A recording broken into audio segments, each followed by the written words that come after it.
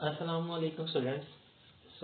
हमें अपना एक चैप्टर स्टार्ट करना है जो कि मिड टर्म के बाद से हमारा ऑफिशियली जो है वो कोर्स स्टार्ट हो रहा है। इस वीक के अंदर बेसिकली आपको पता चल गया होगा कि नेक्स्ट जो आपका मिड टर्म के बाद का एक वीक है वो लेक्चर्स आपको पहले प्रोवाइड किए जाएंगे और आफ्टर दैट जो है वो आपको सारे लेक्चर्स मिलेंगे जो कि आपके स्केड्यूल के अकॉर्डिंग होंगे और अब आपको कुछ लेक्चर्स की आपकी अटेंडेंस भी हुआ करेगी। आपको लेक्चर आपके बिल्कुल ऑन टाइम मिला करेगा। उसकी कोई ये टाइमिंग नहीं है कि वो दिन में किसी टाइम पे भी अपलोड हो जाए और आप किसी टाइम पे भी सुन लें। सुनने का आपका है कि आप जब मर्जी सुने, पर लेकिन आपकी अटेंडेंस जो है वो टाइमली हुआ करेगी जो कि आपकी टाइम टेबल के अकॉर्डिंग जो आपको बताया गया हुआ है। आपका मिड टर्म हो चुका है। कुछ मिड टर्म के ऊपर बात कर लेते हैं। बेसिकली मेरे पास जो सब्जेक्ट्स हैं वो दो हैं और उसमें से एक के अंदर आपकी प्रोग्रेस अच्छी रही है।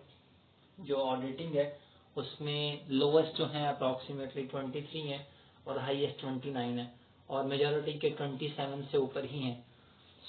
ऑडिटिंग के ऊपर आपकी परफॉर्मेंस बहुत अच्छी रही है। उसमें काफ़ी ज़्यादा स्कोर किया बच्चों ने, जिसके अगर आप इतने ही स्कोर कर लेते हो, वो आप 40 में से कुछ अच्छे मार्क्स ले लेते हो फाइनल्स के अंदर, तो आपका आराम से जो है 4 आ सकता है। कोशिश करो कि 75 to 80% नंबर लो ताकि आप आसानी से अपना 4 बना के उसके अंदर अपना CGPA इम्प्रूव कर पाओ। इसके बाद बिजनेस लॉ मैंने आपको पहले बताया था, थोड़ा सा क्रिटिकल है। थोड़ा सा आपको ज्यादा पढ़ना पड़ेगा, थोड़ी सी इसके ऊपर सोच ज्यादा रखनी पड़ेगी क्योंकि ये कॉन्सेप्चुअल ज्यादा है और पेपर पैटर्न भी इस तरह का था कि उसके अंदर कुछ एग्जाम्पल इस तरह से कोट की गई थी जिसकी वजह से आपके मार्क्स कटे हैं।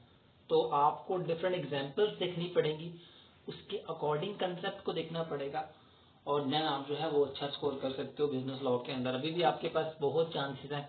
बिजनेस लॉ में हाईएस्ट जो है 26 के राउंड अबाउट है, 27 है और लोएस्ट 18 तक भी आए हैं। मेजोरिटी जो है वो 22 की एवरेज पे है, 22, 23, 19, 21 इस तरह की एवरेज के ऊपर है। तो मोस्टली स्टूडेंट्स के बिजनेस लॉ में जो मार्क्स हैं वो कम है। देखा जाए तो बिजनेस लॉ में केवल आपके ठीक ठाक मार्क्स कम है, आपके राउंड अबाउट 25 होने चाहिए थे इसके अंदर। बहरहाल आप इम्प्रूव कर सकते हैं और इतना मुश्किल नहीं है। कोशिश कीजिए कि साथ सब चीज को देखते रहें ताकि एट द एंड आपको प्रॉब्लम ना हो। नो डाउट स्टूडेंट्स कि आप लोगों के पास पेपर्स के लिए गूगल होता है, जो भी है वो आप कर सकते हो, आप यूज भी करते हो। कोई स्टूडेंट ऐसा नहीं जो कि गूगल ना करता हो, पर लेकिन अपनी सिक्योरिटी के लिए इन चीज़ों को स्टडी भी करें, इनको पढ़ें भी, क्योंकि आपको फ्यूचर में जाके फील्ड में जाना है।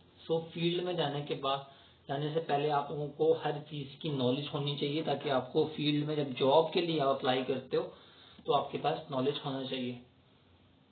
कोशिश करें कम से कम जो कॉन्सेप्ट आपको दिया जा रहा है वो कॉन्सेप्ट क्लियर कर लें, उस कॉन्सेप्ट को सुन लें, उस कॉन्सेप्ट को समझ लें ताकि फ्यूचर के अंदर जो आपने जॉब्स करनी है किसी चीज़ से रिलेटेड भी, तो आपको अपनी फील्ड से रिलेटेड, अब आपको आगे MBA करना है, जॉब करनी है, जो भी करना है, तो आपकी फील्ड से रिलेटेड आपकी कॉन्सेप्ट्स जो हैं वो क्लियर होने चाहिए।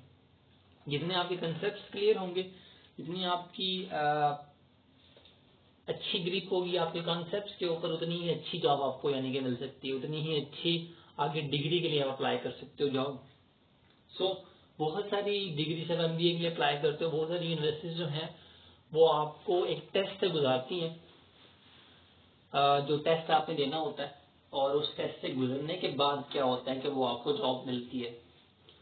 आपके लिए बहुत ज़रूरी है, बहुत इंपॉर्टेंस है इस चीज़ की कि आप कम से कम कंसेप्ट पढ़ के आगे जाएं ताकि जो आपने MBA से पहले उस यूनिवर्सिटी को जो टेस्ट देना है, गैट है, नेट है, जो भी है, तो उसके लिए आप प्रिपेयर हो। जितना आपका कंसेप्चुअल क्लियर होगा, जितना आपका कंसेप्ट स्ट्रांग होंगे, उतना ही आपको आसानी होगी उस गैट को क्लियर करने में, उस यूनिवर्सिटी के एंट्रेंस जो भी एग्जाम है उसको क्लियर करने में। अभी आपको आसान लग रहा है कि हमें पेपर मिल गया और हम उसको गूगल करके भी हेल्प ले सकते हैं और हम 2 घंटे में आसानी से दे सकते हैं। हम कोई बहाना भी कर सकते हैं कि हमारा नेट नहीं चल रहा है ऑल डेट, तो हम उस पर घंटा एक्सटेंड भी करवा सकते हैं। ये आपको बहुत आसानी लग रही है, but for the long term आपके लिए ये बहुत बड़ा नुकसान है। सो काइंडली इसको इस सेंस में यूज ना करें, इसको इस पॉइंट ऑफ व्यू से लें कि कम से कम मुझे सारे कॉन्सेप्ट भी क्लियर हैं। अगर मैं थोड़ी सी गूगल से हेल्प ले भी रहा हूँ तो उसके अगेंस्ट मैंने अपनी पूरी प्रिपरेशन कर रखी है, मुझे अपने कॉन्सेप्ट्स भी क्लियर हैं। अब एक बच्चा बिल्कुल भी नहीं पढ़ता और वो बिल्कुल रिलाय कर रहा है गूगल के ऊपर कि जब पेपर आएगा तो मैं 2 घंटे के अंदर गूगल करके सारा पेपर सॉल्व कर लूंगा, मैं 20-25 नंबर लेके पास हो जाऊंगा, मुझे डिग्री मिल जाएगी। पर इस डिग्री का बिल्कुल भी फायदा नहीं है अगर आपको कुछ आता नहीं है। तो आपके लिए लाजमी है कि कॉन्सेप्ट्स देखें, कॉन्सेप्ट्स पढ़ें। बहुत सारे स्टूडेंट्स हैं तो आखिरी लेक्चर्स देखे भी नहीं है। मेरे यूट्यूब चैनल के ऊपर कुछ जो है फ्यू रिव्यूज हैं, व्यूज हैं, मतलब कि जस्ट 3-4 व्यूज किए गए हैं, मतलब लोगों 26 की क्लास में 4-5 बच्चों ने वो लेक्चर देखा है जरा। सो इट मीन्स कि आप बिल्कुल उस चीज को नहीं देख रहे। काइंडली ये हमारे लिए नहीं, आपके लिए नुकसानदेह होगा फॉर द फ्यूचर। हमारा काम आपको कॉन्सेप्ट देना है, आपको पूरा लेक्चर प्रिपेयर करके देना है, उसके ऊपर आप सिर्फ सुनना है, आपको उसको कॉन्सेप्ट को क्लियर करना है। सो अगर आप ये भी नहीं कर रहे तो आप हमारा नुकसान नहीं, वो अपना ही नुकसान कर रहे हो फॉर द लॉन्ग टर्म, क्योंकि आपको बाद में याद आएगा कि यार वो चीज अगर आप पहले पढ़ ली होती तो आज ये चीज हमें फेस ना करनी पड़ती। सो काइंडली इस चीज को इस सेंस में लें कि कम से कम मुझे मेरी फील्ड से रिलेटेड हर तरह के कॉन्सेप्ट्स पता है। कल को अगर कोई इंटरव्यू में आपसे कोई क्वेश्चन होता है, किसी भी तरह की चीज पूछी जाती है, तो आप आसानी से उसको टैकल कर पाओ, उसको आसानी से आंसर कर पाओ। और अगर आप वो बेसिक्स ही नहीं बता पाओगे, अगर उसको बेसिक्स ही उसका आंसर नहीं कर पाओगे, तो इट मीन्स दैट वो यहाँ पे सारा क्लियर हो जाएगा कि ये बच्चा किस तरह से पढ़ के आ गया है। यहाँ इसने रट्टेबाजी की है तो यहाँ तो इसने चीटिंग की है, और इस तरह से इसने डिग्री ले ली है किसी तरह से। और डिग्री और जो पेपर होता है वो बिल्कुल ये शो नहीं कर रहा होता कि इसकी क्वालिफिकेशन क्या है। क्वालिफिकेशन आपकी जुबान खोलने से पता चलती है कि बेसिकली आपने सीखा क्या है और आपको पता क्या है। सो काइंडली अपने माइंड के अंदर अपने जो इंफॉर्मेशन है उसको एक्सीड करें, उसको बढ़ाएं, और वो सिर्फ कॉन्सेप्ट सीखने से है, कॉन्सेप्ट पढ़ने से है, उसको सुनने से है। जो भी लेक्चर दिया जाता है उसको इस पॉइंट ऑफ व्यू से ना लेकिन मैंने पेपर देना है, इस पॉइंट ऑफ व्यू से कम लें कि मुझे हर चीज पता होनी चाहिए, पेपर पॉइंट ऑफ व्यू से भी and after that paper point of view. कि पेपर निकल भी जाता है, पेपर हो भी जाते हैं, मैंने पेपर क्लियर कर लिए हैं, ठीक है, उसके बाद भी जो है मेरे पास ये नॉलेज कहीं ना कहीं मुझे इम्प्लीमेंट करना है, कहीं ना कहीं मुझे लगाना है। अब जब आप कॉस्ट अकाउंटिंग पढ़ रहे हो, सपोज कर लो कि कॉस्ट अकाउंटिंग में सेकंड कॉस्ट अकाउंटिंग आप पढ़ रहे हो, कॉस्ट अकाउंटिंग 2 आप कहीं फैक्ट्री में जाके किसी कॉस्ट मैनेजमेंट में लगते हो, तो इसके लिए लाजमी है कि आपको कॉस्ट से रिलेटेड फार्मूला तो सारा कुछ आना चाहिए। अगर आपको बेसिक ही नहीं पता तो वो आपको कभी भी वो जॉब रिक्वायर नहीं देंगे आपको। सो काइंडली अपने आप पे रहम कीजिएगा और पढ़ लीजिएगा, कंसेप्ट सुन लीजिएगा। इसलिए नहीं कि पेपर देना है, इसलिए भी कि मुझे आगे भी सरवाइव करना है, मुझे आगे भी फील्ड में जाना है। सो बेहतर है कि आप अपनी फील्ड में जाने के बाद अपनी शर्मिंदगी महसूस ना करें इस सेंस में कि मैंने पढ़ा नहीं है, मैंने देखा नहीं है। और ये तो बिल्कुल बच्चों वाली चीजें हैं। जब आपको कहा जाता है कि कल इंटरव्यू और आप तो इंटरव्यू से पहले कुछ चीजें देख रहे होते हैं तो आपको नजर आता है यार ये तो बिल्कुल बच्चों वाली चीजें मैंने पहले पढ़ी नहीं है, अगर मैं पहले पढ़ लेता तो मुझे देखनी भी ना पड़ती। सो जो भी लेक्चर दिया जा रहा है उसको काइंडली कम से कम सुन लिया करें। आपका जस्ट आधा घंटा डेली का है, यहाँ 1 घंटा है, और उसके अलावा मेरा नहीं ख्याल आपकी कोई एक्स्ट्रा एक्टिविटीज हैं आज के डेज के अंदर। सो काइंडली से सुन लीजिएगा। अभी हम स्टार्ट करने वाले हैं अपना 8th चैप्टर, जो कि हमें 2 लेक्चर जो हैं इस वीक के क्लियर करने हैं, जो कि आफ्टर द मिड है। और हम 8वां चैप्टर स्टार्ट कर रहे हैं जिसके अंदर आप बिल्कुल आसान सा चैप्टर है, बहुत मजे का चैप्टर है और आपको समझ भी बहुत जल्दी आ जाएगा। अब इसके अंदर क्या है कि bailment, contract of bailment and pledge. Bailment क्या होती है, उसका कॉन्ट्रैक्ट क्या होता है, और कोई भी चीज प्लेज जो करवाते हैं हम, गिरवी रखवाते हैं, कुछ भी करवाते हैं, तो उसका क्या कंसेप्ट होता है, बेसिकली हमें ये पढ़ना है। सो इस चैप्टर को हम 2 लेक्चर्स के अंदर कंप्लीट करेंगे। पहले लेक्चर में आपको बिल्कुल माइनर सी चीजें बताऊंगा, इतनी हम डिटेल में नहीं जाएंगे। और सेकंड लेक्चर के अंदर हम बेली और बेलर के राइट्स एंड ड्यूटीज पढ़ेंगे कि उनके ऊपर क्या राइट्स और ड्यूटीज होती हैं जब वो बेलमेंट के रिलेशनशिप में आते हैं। तो बेलमेंट एक रिलेशनशिप है। हम अब फर्स्ट टाइप स्लाइड स्टार्ट करते हैं, जिसके अंदर आपको डेफिनेशन दिखाई जा रही है। अब bailment is the delivery of goods. मैं आपको पहले एक कॉन्सेप्ट दे दूं ताकि आप उस कॉन्सेप्ट में रहते हुए सारा चैप्टर उसके अकॉर्डिंग पढ़ना स्टार्ट करो। सबसे इंपॉर्टेंट चीज है बेलमेंट। बेलमेंट में क्या होता है कि एक होता है बेलर और एक होता है बेली। नीचे पार्टीज लिखी हुई है, डेफिनेशन के नीचे दो पार्टीज लिखी हुई हैं और इनके दरमियान में जो रिलेशनशिप होता है उसको बेलमेंट कहते हैं। बेलर क्या, the person delivering the goods is called a baler. जो बंदा चीजें भेज रहा है, जो चीजें दे रहा है, ठीक है, एक बंदा चीजें देता है और एक बंदा रिसीव कर रहा होता है, और वो जो रिसीव कर रहा होता है उसने उसको इस्तेमाल करने के बाद बेलर को वापस करनी होती है। मैं आपको इसके एग्जांपल देता हूँ कि मैं हूँ मिस्टर अमार और मिस्टर अली है। मैं किसी को कोई चीज, मैं उसको गाड़ी देता हूँ एक दिन के लिए कि ये गाड़ी ले लो और इसको तुम्हें बस खड़ा करना है अपने गैराज के अंदर और मैं कल ये गाड़ी ले लूंगा। अब मैंने उससे एक कॉन्ट्रैक्ट किया और वो कॉन्ट्रैक्ट क्या है, बेलमेंट, कि वो मुझे वो गाड़ी वापस करेगा। बेलमेंट में क्या होता है कि बात पूरी हो जाने के बाद कि मुझे रात इस गाड़ी को रात को कहीं रखना है तो मुझे अपना गैराज दो, ठीक है। मेरा दोस्त नहीं है, वो कहेगा कि मैं इसके ऊपर 200 चार्ज करूंगा कि सुबह जब तुम गाड़ी लेने आओगे तुम मुझे 200 पे करोगे तब मैं तुम्हें गाड़ी दूंगा। सो ठीक है, मैं उसको कहता हूँ कि एग्री है। अब इस तरह से है कि मैं उसे गाड़ी देता हूँ, गाड़ी उसके गैराज में पार्क करता हूँ, लॉक करता हूँ और लॉक करने के बाद मैं छोड़ देता हूँ और सुबह जब वापस आता हूँ अपनी गाड़ी लेता हूँ, उसको 200 पे करता हूँ और ये खत्म हो जाता है। अब मैं जो गाड़ी उसको दे रहा हूँ, मैं बेलर हूँ, जो कि अपनी चीज दे रहा होता है उसको बेलर कहते हैं। बेली कौन होता है, जिसको चीज दी जा रही होती है और उसने वो चीज, अब बेली ने वो चीज रिटर्न करनी होती है।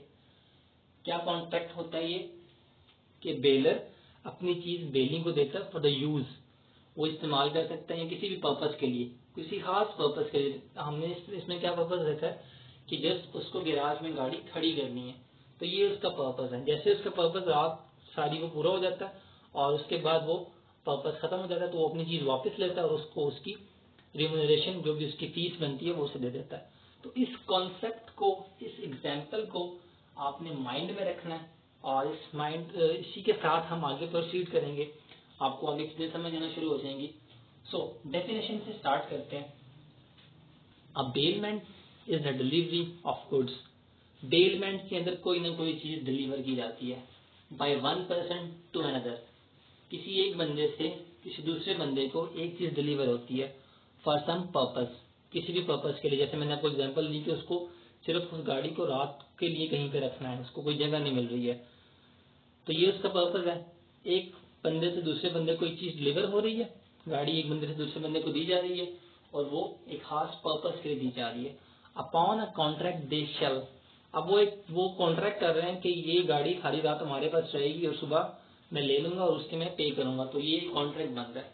When the purpose is accomplished, जब वो पूरी रात गुजर जाती है और उनका पर्पस कंप्लीट हो जाता है, जो उन्होंने पर्पस बनाया है, तो बी रिटर्न अब वापस दिया जाएगा और अदरवाइज डिस्पोज ऑफ, या फिर उसे खत्म कर दिया जाएगा, उस चीज को जला दिया जाएगा, तोड़ दिया जाएगा, जो भी उनका कॉन्ट्रैक्ट होगा। या तो वापस पहली चीज वापस करना है, और अगर कॉन्ट्रैक्ट इस तरह की चीज इस तरह की एक दफा इस्तेमाल करने के बाद वो खत्म कर देनी है, तो dispose of according to the direction of the person living them. जिसने उसे दिया है वो उसे ये इंस्ट्रक्शन दे सकता है कि तुमने इस चीज को इस्तेमाल करने के बाद इसे डिस्पोज ऑफ कर देना है, इसे खत्म कर देना है, या जो भी है। सो दो चीजें होती हैं, एक पार्टी की तरफ से दूसरी पार्टी को एक चीज दी जाती है और दूसरी पार्टी ने उसकी पर्टिकुलर पर्पस पूरे करने के बाद या तो उसे वापस करना होता है या उसे डिस्पोज ऑफ करना होता है, तो वो कॉन्ट्रैक्ट पे डिपेंड करता है। और हमने इसके अंदर दो पार्टीज पढ़ी हैं। एक पार्टी होती है बेलर। बेलर कौन होता है, बेसिकली बेलर हमने डिटेल में, मैंने आपको एग्जांपल एक कोट कर दी है यहाँ पे, जिससे आपको आसानी हो जाएगी समझने में कि बेलर वो पर्सन होता है जो कि अपनी चीज को दे रहा होता है, और बेली कौन होता है, बेली वो पर्सन होता है जो कि अपनी चीज, जिसको चीज दी जा रही होती है, जिसने वो चीज इस्तेमाल करनी होती है, उसको हम बेली कहते हैं। सो अब बेलमेंट, अब लास्ट का जो पैराग्राफ है छोटा सा 2 लाइंस का, उसको हम देखते हैं कि उसके अंदर क्या लिखा हुआ है। अब बेलमेंट अराइजेस, ये कॉन्ट्रैक्ट या बेलमेंट का कॉन्ट्रैक्ट तब बनता है व्हेन वन पर्सन ट्रांसफर्स, जब एक बंदा ट्रांसफर करता है पोजेशन ऑफ गुड, जब एक बंदा अपनी चीज की मलकियत दूसरे बंदे को भेज देता है, of goods of to another person, जब एक बंदे से चीज दूसरे बंदे को जाती है किसी खास purpose on the condition that he will return them after accomplish of a purpose. Bailment का कॉन्ट्रैक्ट तब बनता है जब एक बंदे से दूसरे बंदे को कोई चीज दी जाती है, उसकी पोजेशन दी जाती है, और किसी खास पर्पस के बाद, जैसे हमने एग्जाम्पल में देखा कि हमें सिर्फ रात के लिए वो गाड़ी खड़ी करनी है, तो ये पर्पस पूरा हो जाएगा, तो उसके बाद वो रिटर्न कर दी जाएगी बेलर को, बेली उसे वापस कर देगा बेलर को। सो बेसिकली ये बेलमेंट होती है। मैं दोबारा समझा देता हूँ। एक बंदे से एक चीज दूसरे बंदे को जाती है और उसका पर्पस कंप्लीट होने के बाद वो उसे वापस करता है, इसको हम बेलमेंट कहते हैं। सो नेक्स्ट स्लाइड में चलते हैं। बिल्कुल सिंपल सा कॉन्सेप्ट है, बहुत आसान है, इतनी मुश्किल इसमें कोई चीज नहीं है। बस ये है कि दो पार्टीज जो है आपस में कॉन्ट्रैक्ट करती हैं और एक चीज एक्सचेंज करती हैं, और एक्सचेंज करने के बाद, एक्सचेंज मतलब कि ट्रांसफर कितनी, बेसिकली एक्सचेंज नहीं कर सकते, एक्सचेंज में दूसरी चीज दी जाएगी, तो एक दोनों तरफ से एक चीज जो है वो ट्रांसफर की जाएगी। तो बेसिकली ट्रांसफर हो रही है एक चीज, और फॉर द पर्पस के लिए, फॉर एग्जांपल सपोज कर लो कि मिस्टर ए मिस्टर बी को कहता है कि मुझे जनरेटर चाहिए 3 दिन के लिए, शादी के लिए, मेरे घर में शादी है तो 3 दिन के लिए जनरेटर चाहिए। तो वो उसे कहता है कि ठीक है आप ले लो। वो 3 दिन के लिए जनरेटर यूज करता है, 3 दिन के बाद उसे वापस करना है, और अगर उसका कोई नुकसान करता है, अगर कोई उसमें मसला होता है तो वो उसके लिए पे करेगा, जैसा कि कॉन्ट्रैक्ट बनाया गया है। पर लेकिन इसके अंदर बेलमेंट में चीज को वापस किया जाता है, उसका मालिक नहीं बना जाता। सो आगे चलते हैं, बिल्कुल आसान सा कॉन्सेप्ट है। आगे लिखा हुआ है कॉन्ट्रैक्ट एसेंशियल फीचर्स। किसी भी बेलमेंट के अंदर कौन कौन सा फीचर्स होते हैं। तो यहाँ सबसे पहले लिखा हुआ है a bailment is based on the contract between the bailor और अ बेली। सिंपल सी बात है कि बेलमेंट दो बंदों के दरमियान होता है, एक को हम बेलर का नाम देते हैं और एक को हम बेली का नाम देते हैं। बेलर जिसकी चीज होती है और बेली जिसको चीज दी जा रही होती है फॉर द पर्टिकुलर पर्पस, किसी खास मकसद के लिए। The delivery of goods should be made for some purpose. जो चीज दी जा रही है, जो भी चीज प्रोवाइड की जा रही है, वो किसी खास मकसद के लिए अंडर अ कॉन्ट्रैक्ट। जो कॉन्ट्रैक्ट बनाया जा रहा है उसके उसके बिहाफ के ऊपर एक खास पर्पस के लिए वो चीज डिलीवर की जाती है। And when the purpose is accomplished, और जब वो पर्पस कंप्लीट हो जाता है, the goods shall be return to the bailor. तो ये बेसिकली कॉन्सेप्ट है, ये बेसिकली कॉन्ट्रैक्ट है। दोबारा से इसको समझने की कोशिश करते हैं। Bailment is based on the contract. Bailment एक ऐसा कॉन्ट्रैक्ट है जिसमें एक बेलर होता है और एक बेली होता है, और इसके अंदर क्या किया जाता है कि डिलीवरी ऑफ गुड्स होती है जो कि किसी खास पर्पस के लिए होती है इस कॉन्ट्रैक्ट के अंदर, और जब पर्पस कंप्लीट हो जाता है तो चीज वापस कर दी जाती है बेली से लेके बेलर को। बेली वो चीज पर्पस कंप्लीट होने के बाद उसे वापस कर देता है। तो बेसिकली ये कॉन्ट्रैक्ट होता है बेलमेंट का। इसके बाद है स्पेसिफिक पर्पस। किसी खास पर्पस के लिए बेलमेंट क्या होती है। The bailment of good is always वो, अब चीजों के ऊपर डिपेंड करता है कि खास पर्पस क्या हो सकता है। The bailment of goods is always made for some purpose. जो भी वो चीज होती है जिसको ट्रांसफर किया जा रहा होता है, बेलर जिस बेली को दे रहा होता है उसको किसी खास पर्पस के लिए लिया जा रहा होता है, and is subject to condition. और उसके ऊपर एक शर्त भी होती है कि इस वजह से मैं ले रहा हूँ। That when the purpose is accomplished, वही चीज बात को रिपीट कर रहे हैं, the goods will be return to the bailor. तो बेली से वो चीज, जब पर्पस कंप्लीट हो जाता है तो बेलर से वो चीज लेकर बेली को वापस कर दी जाती है। Are disposed of according to the direction of the bailor. अब अगर बेलर ने कहा, शुरू में कहा था कॉन्ट्रैक्ट करते हुए ये बात बताई थी कि ये मुझे वापस नहीं चाहिए, इसको आप डिस्पोज ऑफ कर दीजिएगा इस तरह से करके, तो जो उसने बताया था उसको आप फॉलो करेंगे, और उसको फॉलो करने के बाद उसको रिटर्न करने के बजाय, मुझे रिटर्न में नहीं चाहिए, आप इसको डिस्पोज ऑफ कर दीजिएगा। जिस तरह का भी उनका कॉन्ट्रैक्ट बना हुआ होगा, जिस तरह भी उन्होंने कॉन्ट्रैक्ट बनाया हुआ होगा उसके अकॉर्डिंग वो उसे खत्म कर देंगे। सो इसके बाद थर्ड और फोर्थ हम सिर्फ एसेंशियल्स देखेंगे इस लेक्चर के अंदर, जो कि 5 एसेंशियल्स है। हमने मैं आपको रिपीट करूंगा बेसिकली हमने पढ़ा क्या है। अब बिल्कुल सिंपल सी चीज हमने पढ़ी होगी, पर अब स्टार्ट करते हैं। हम थर्ड उसके ऊपर आते हैं, delivery of goods. The most important feature of the bailment is the delivery of movable goods. कोई भी ऐसी चीज डिलीवर की जा रही होती है जो कि मूवेबल होती है, सिंपल सी चीज है, जो कि एक जगह से दूसरी जगह लेके जाई जा सकती है, वो ट्रांसफर होती है from one person to another person. So mere custody does not create relationship of bailor and bailee। तो इसमें कोई कस्टडी का कोई रिलेशनशिप क्रिएट नहीं होता। The servant who receives goods from his master to take a third person has only custody. मतलब कि मैं और कोई बंदा एक और जो है वो ये बेलमेंट का कॉन्सेप्ट बना रहे हैं, पर लेकिन उसके बिहाफ के ऊपर जिसके साथ मैं काम कर रहा हूँ, जिसके साथ बेलमेंट बना रहा हूँ, वो अपने बिहाफ के ऊपर अपने छोटे बेटे को भेज देता है या अपने भाई को भेज देता है कि ये जाके वो ले आएगा। सो इसमें ये चीज हो जाती है, the change of possession does not take place, it still in possession of the owner. इसके कहने का मतलब है अगर मैंने 3 दिन के लिए जनरेटर अपने दोस्त को दिया है कि इस्तेमाल कर लो, तो इसका मतलब ये नहीं कि वो उसका मालिक बन गया। मलकियत मेरी ही रहेगी, मैं ही ऑनर रहूंगा।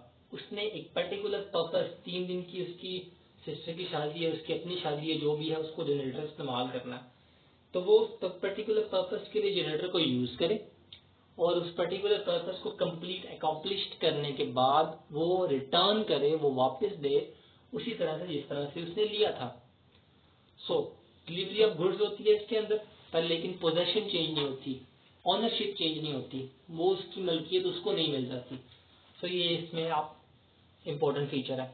After that no change of ownership, वो चीज रिपीट कर रहे हैं।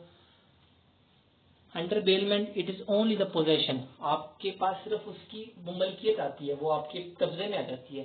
That passes through owner to the another person, not the ownership. इसका मतलब ये नहीं है कि आप उसके मालिक बन गए हैं, आपके पास वो आपके कब्जे में आ गई है। उसका कब्जा ये चीज शो नहीं कर रहा कि आपको उसकी मलकियत मिल गई है और ये आपके नाम हो गई, ऐसा कुछ भी नहीं होगा। पर्टिकुलर पर्पस के बाद, एक खास मकसद के बाद, इस्तेमाल करने के बाद आपने उसे वापस करना है। mere changes custody without changes possession is not bailment। Custody कुछ टाइम के लिए आपके पास आती है, 3 दिन आप उसके मालिक हो, 3 दिन के बाद जिसकी मलकियत है उसे वापस करना आपने।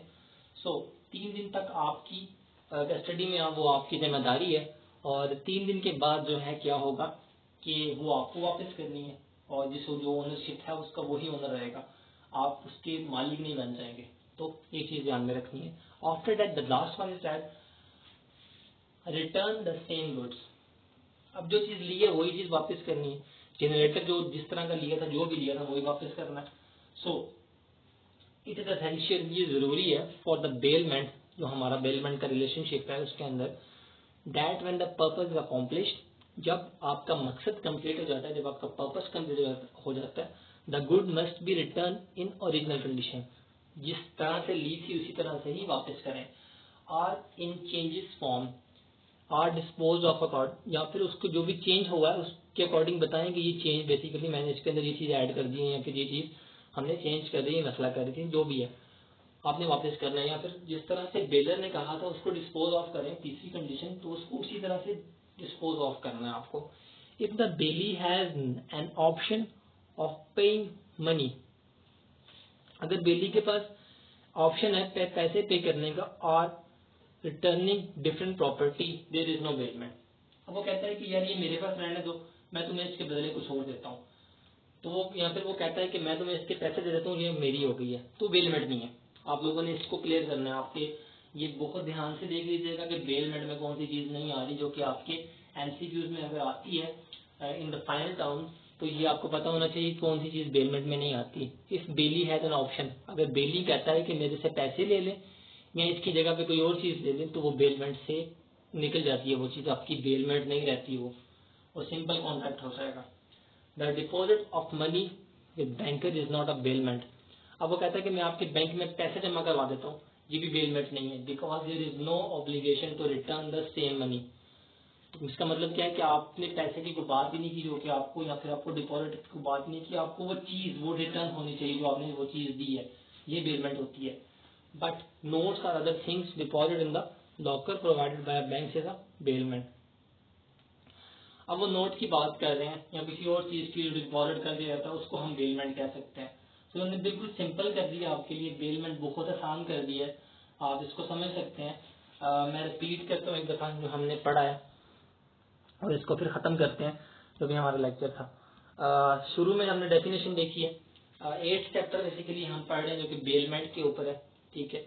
और डेफिनेशन हमने जो देखी है उसके अंदर बताया जा रहा है कि बेलमेंट एक ऐसा रिलेशनशिप है जिसके अंदर एक पर्सन की प्रॉपर्टी या किसी पर्सन की एक चीज दूसरे पर्सन को दी जाती है, उसने जो चीज दे रहा होता है उसको हम बेलर कहते हैं, और जो जिसको चीज दी जा रही होती है उसे हम बेली कहते हैं। तो ये दो पार्टीज एक बेलमेंट के कंसेप्ट के अंदर आते हैं।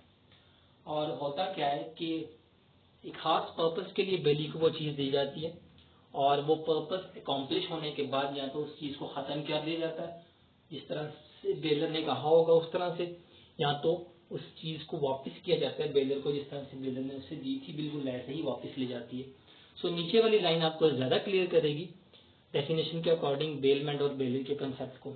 अब बेलमेंट अराइजेस, बेलमेंट तब बनती है जब वन पर्सन हम लेते हैं बेलर को जो दे रहा है, बेलर ट्रांसफर कर रहा है पोजेशन ऑफ गुड्स, किसी चीज को दे रहा है बेली को, अनदर पर्सन बेली है, वन प्लस बेलर है, ऑन कंडीशन एक खास कंडीशन के ऊपर, एक खास मकसद के ऊपर, दैट ही विल रिटर्न, और वो उसको वापस करेगा, then after the accomplish the purpose, जो जिस पर्पस के लिए वो चीज ली गई है, जिस पर्पस के लिए वो चीज पर्टिकुलर पर्सन को बेली को दी गई है, उस पर्पस को कंप्लीट होने के बाद, अकॉम्प्लिश होने के बाद बेली उसको बेलर को वापस करेगा।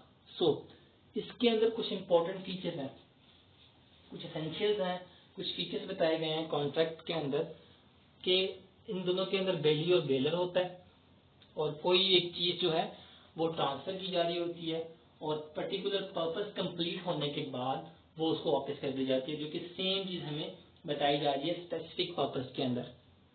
कि स्पेसिफिक पर्पस का मतलब क्या है कि जो चीज है, जो भी वो ट्रांसफर कर रहे हैं, जो भी बेलर से बेली को चीज जा रही है, जो भी वो चीज ले रहा है, उस चीज का एक खास मकसद होगा, उस चीज का एक खास पर्पस होगा, क्योंकि एक खास पर्पस कंप्लीट होने के बाद, अकॉम्प्लिश होने के बाद, या तो वो चीज वापस की जाएगी बेलर को, बेली की तरफ से, या तो क्या किया जाएगा उसको अकॉर्डिंग टू डायरेक्शन, जिस तरह से डायरेक्शंस दी गई हुई होंगी बेलर ने कि इसको डिस्पोज ऑफ कर दें, इसको खत्म कर दें, इसको जला दें, जो भी कर दें, उस तरह से उसे खत्म करना। सो डिलीवरी ऑफ गुड्स, जैसे कि हम बार बार मैं एक चीज रिपीट कर रहा हूँ कि जो बेलमेंट है उसके अंदर कोई ना कोई चीज आपको डिलीवर की जा रही होती है। मूवेबल गुड्स जो हैं बेलर से बेली की तरफ जा रही होती हैं, एक खास चीज पर्टिकुलर पर्पस के लिए बेलर जो है वो बेली को देता है, और बेलर ने उसको इस्तेमाल करने के बाद किसी खास पर्पस के लिए उसको या तो वापस करना है या उसे डिस्पोज ऑफ करना है, या फिर जिस तरह से उनका कॉन्ट्रैक्ट हुआ है उसको उस तरह से यूज करना है।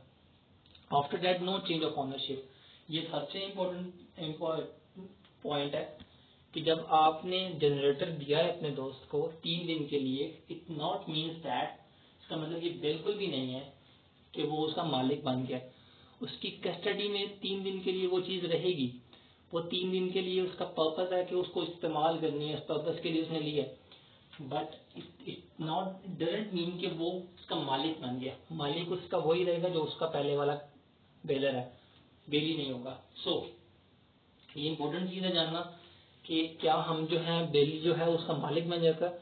सो बिल्कुल भी नहीं, बेलर उसका मालिक, बेली उसका मालिक बनता, बेलर ही उसका मालिक बना जाता है। सो 3 दिन के बाद उसको जो उसका मालिक है उसको रिटर्न करनी है। लास्ट पॉइंट जो है वो रिटर्न है सेम गुड्स। अब जो चीज आपने ली होती है वो उसी तरह से अगर बिल पहले तो आपका सबसे इम्पोर्टेंट पर्पज है कि आपने जो चीज इस्तेमाल के लिए ली थी उसका इस्तेमाल करें, और इस्तेमाल करने के बाद बिल्कुल सेम गुड्स को वापस उसको रिटर्न करें, और अगर आपने कुछ उसमें अमेंडमेंट्स किए हैं, कुछ चेंजेस किए हैं तो उसे बताएं, और उसके अकॉर्डिंग अगर उसने कहा डिस्पोज ऑफ कर दे तो उसे खत्म करते हैं। सो ये 5 इंपॉर्टेंट एसेंशियल्स हैं बेलमेंट के। मैंने कल आपको शुरू में बताया इतना ही हुआ करेगा लेक्चर हमारा, कॉन्सेप्ट्स थोड़े हुआ करेंगे और स्पेसिफिक हुआ करेंगे, इसलिए क्योंकि मैं चाह रहा हूं कि आप जितना भी कंसेप्ट को क्लियर कर सकते हैं कॉन्सेप्ट्स को क्लियर करें। बिल्कुल सिंपल सी चीज पढ़ी है हमने, बेलमेंट क्या होती है, बेलर कौन होता है, बेली कौन होता है, इनका आपस में रिलेशन क्या होता है, उसको नाम क्या दिया जाता है, उसके बाद कॉन्ट्रैक्ट, इसको नाम कॉन्ट्रैक्ट इनके दरमियान में होता है तो बेलमेंट क्यों वो कहलाता है, स्पेसिफिक पर्पस इसमें इसके अंदर क्या होता है, और डिलीवरी ऑफ गुड्स का मतलब क्या है, नो चेंज ऑफ ऑनरशिप, इसमें मल्कियत चेंज होती है या नहीं होती, इसके बाद इसके अंदर खास पर्पस के लिए चीजें इस्तेमाल करने के बाद वापस ली जाती हैं। सो होप्स हो कि आपको ये कॉन्सेप्ट्स क्लियर हो गए होंगे बेलमेंट के अंदर। नेक्स्ट हम इसके बहुत इंपॉर्टेंट फीचर्स हैं नेक्स्ट में जो हम देखेंगे, ड्यूटीज ऑफ अ बेली, बेली की क्या ड्यूटीज होती हैं, उसके बाद बेलर जो है उसकी क्या ड्यूटीज होती हैं, इसको डिटेल में पढ़ेंगे। ये भी बिल्कुल स्पेसिफिक्स है, वो भी हम अप्रोक्सीमेटली 25-30 मिनट्स के अंदर उसको अच्छे से क्लियर कर लेंगे। आप काइंडली कॉन्सेप्ट्स को देखें, कॉन्सेप्ट्स को पढ़ें, अपने लिए आसानी पैदा करें, अपने फ्यूचर को सिक्योर करें। होप्स हो कि आपको मेरी इनिशियल स्टेज की बातें समझ आ गई होंगी। सो इंशाल्लाह सेकंड लेक्चर स्टार्ट करेंगे और उसमें हम आपको ये चैप्टर खत्म करवा दूंगा। ओके स्टूडेंट्स, अल्लाह हाफ़िज़।